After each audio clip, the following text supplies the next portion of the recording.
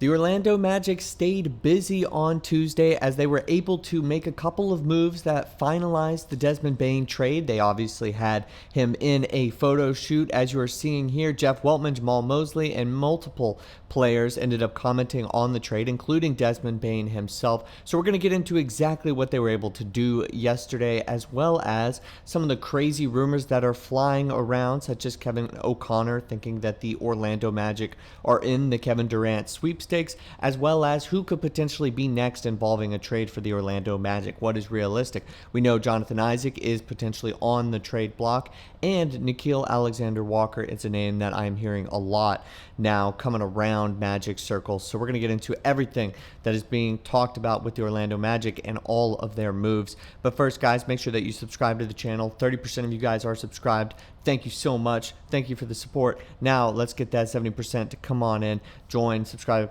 and join this Orlando Magic basketball community that we have here on YouTube. Okay, so the Orlando Magic needed a little bit of cap help. We didn't, I know, like, we knew they were going to a dangerous spot as far as the second apron was concerned. This deal needed to be processed yesterday, and to do that, they had to decline both team options for Gary Harris at $7.5 million and Cory Joseph at $3.47 million for the 2025-26 season, as they are as a part of the Desmond Bane trade. Now, if you are curious as to whether they needed to do it to keep these teams on the roster, well, as far as current projections are concerned, no, they actually did not.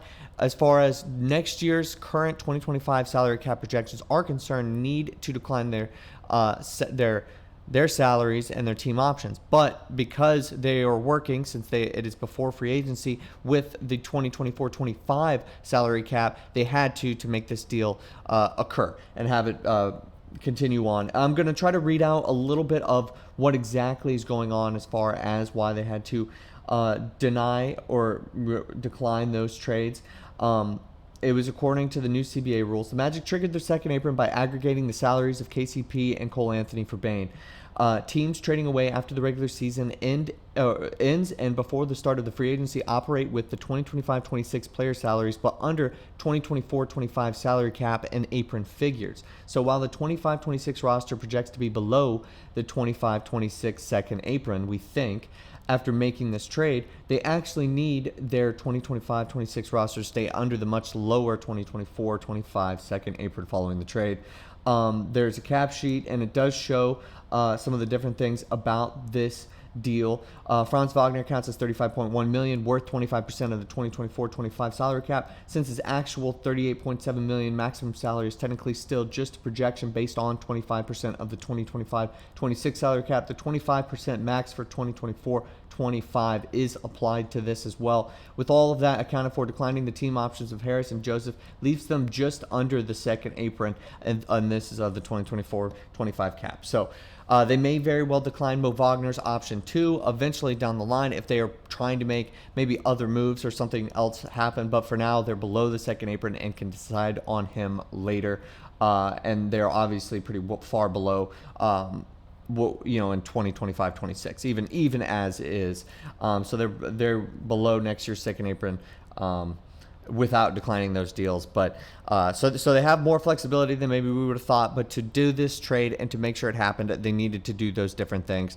One final kind of word on both of these players. Obviously, Gary Harris was kind of the butt of the joke last season, and he did play very good defense, but it just simply wasn't enough from him offensively. There were too many games where he wasn't able to produce anything. I think it's good that we see him go. $7.5 million is just too much money. We can use that, in a smarter way next year. And Cory Joseph actually filled in late as the starting point guard and was very good. But over time, you just knew that he wasn't going to be part of this team and their plan going forward. And I personally like the move. I think if there was two players that you decided to get rid of on top of KCP and Cole Anthony, it was probably going to be these two guys. So I think it's a good thing. I think we pretty much get Desmond Bane, and he can replace anything that any of those players do combined. So I think that this is a very positive trade overall. And that is where we are with that. Now, looking ahead to exactly what is new for Desmond Bane, what is exactly, what he's going. Is he being welcomed in with open arms? May you ask? Well, yesterday he had his big photo shoot where everybody actually saw him in the Magic uniform. He is wearing number 3 instead of number 22, obviously. And Magic president of basketball operations Jeff Weltman said a ton of different things about him. I had a quote in the video a couple days ago, and he was asked about the multiple future first-round picks used to land Desmond Bane and their value to him. And Jeff Weltman spoke and said, that's a great question because we obviously don't know what the value of those picks are, right? Their future picks. And then he goes into kind of and that's up to us to determine what the value of those picks are. Obviously, the one we do know is this year, 16, clearly taking the temperature of this trade was our feelings about number 16. They didn't feel like it was very high. So we have to bake that into how we look at the overall package, and then going forward, 3 of the remaining picks are under our control. We feel that we're betting on ourselves. We feel like we're going to be a good team. We feel that the other unique thing about a guy like Des being available to obtain in a trade is the fact that he's just about to turn 27. So if we are a good team, then we hope to be a good team for a while because our age profile is that our most highly paid core 4 players are ages 23 to 27. Hopefully we can come to an agreement with Paolo this summer, and we'll be having this conversation shortly and have this group together for a long time wearing Magic uniforms. So that essentially is to say that you have your future on your roster right now. So F the picks. Let's go. We're winning now. And that is the direction of this franchise. I mean, they already see where the salary cap is going. They had to, offload 2 guys because they needed to stay below the second apron of this year, but they also kind of need to stay under the second apron. They're pretty far under the second apron for next year as projected, but they still need to work salary cap. So they're in a win now mode, whether almost you like it or not, right? So Jamahl Mosley also said a couple things about what Desmond Bane could potentially do. He offers space. You see a lot of space. His ability to shoot the basketball, create his own shot, handle the basketball in different areas, just being able to make quick plays, quick decisions, spacing on the floor for those guys to be able to allow us to get to the basket. He's used to playing fast, and that's what we've talked about, being able to speed up our game. So his ability to do that, he'll fit right in when it comes to that. And that is kind of just opening up that game for Paolo Banchero and Franz Wagner.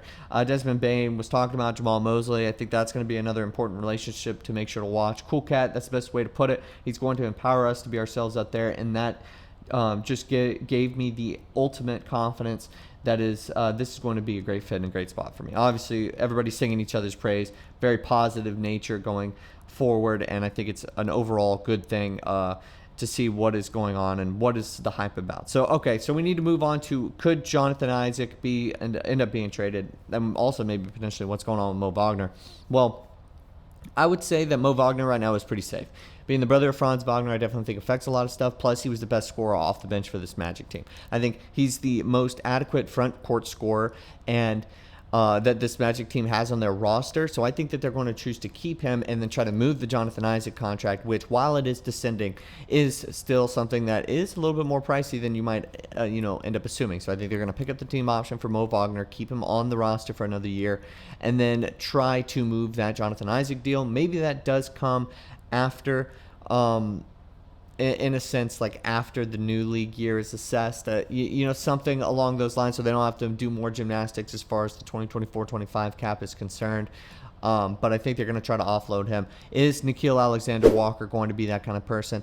The reported Orlando interest in NAW looms pretty large right now. The Magic can get the full mid-level exception by offloading Mo Wagner and Gary Harris. In that case, neither are guaranteed. Suggs, Bane, NAW is like a perfect no all-stars backcourt for Paulo Franz team. So obviously, if they end up making Mo Wagner their guy, as far as the future of the front court is concerned, maybe that denies Nickeil Alexander-Walker. But also, if they don't have Jonathan Isaac in that sense, maybe that's where it comes from.